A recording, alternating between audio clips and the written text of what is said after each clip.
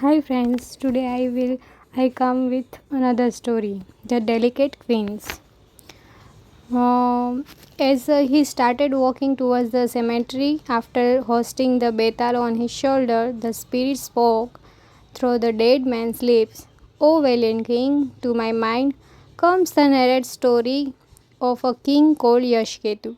I will narrate to you the story. Long ago, King Yashketu ruled Nepal. He had three wives. He loved them all and he treated them well. One evening, the king was taking a walk in the garden with one of his queens, Mayavati. She had worn a flower in her hair.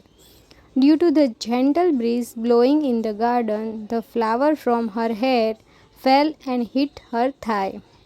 Ouch! She screamed. This had caused her a wound. Unable to bear the pain, Queen Mayavati fainted. The king at once carried her to the royal palace and had her wound treated. The king was shocked to see that the falling of a flower on her thigh had bruised her. The king said surprisingly, "How delicate my queen is."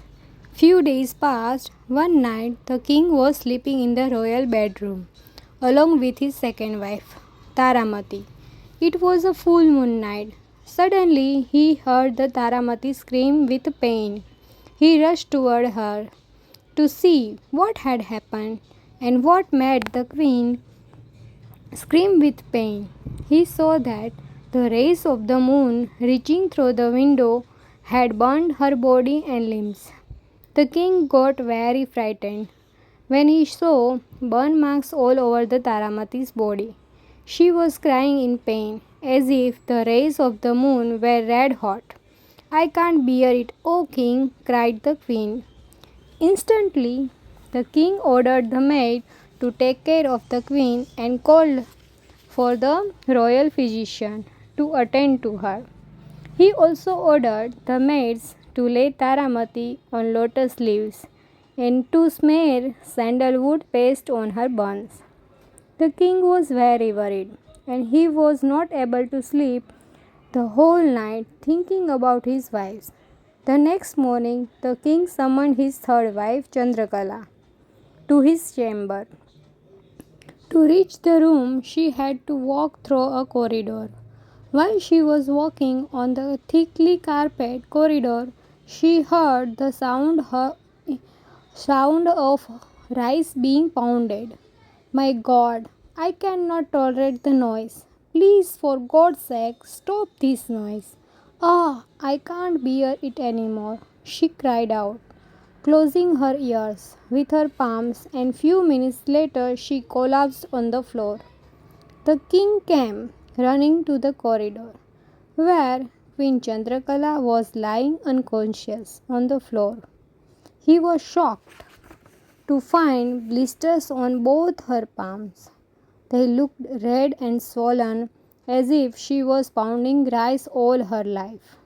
The king then instructed the maids to apply some soothing lotion on Chandrakala's palms and ordered the maids to be with her till she gets better.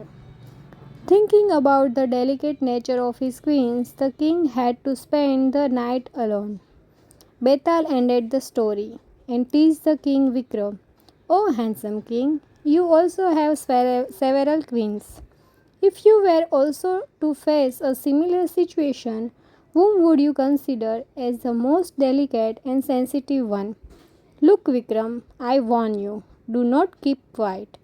Vikram was getting fed up of Betal's tactics. If he were to talk, Betal did the disappearing act. Otherwise, he himself faced the death. Since Vikram knew the answer, he did not want to remain silent and be dead. So he answered the Betals thus: "Of the three queens, Chandrakala has the most delicate skin, and she is the daintiest. But none have heard about the rays of the moon causing the burns or about a flower causing wounds," argued Betal.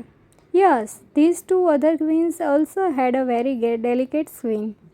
admitted the Vikram. But the moon's rays and the flower touched their skin directly and they were unable to bear the pain. Whereas the Queen Chandrakala developed the blisters just by hearing the sound of rice pounding and that too at a distance. So she had the most delicate and the most sensitive skin, was his reasoning. You amaze me with your logical thinking, complimented Betal.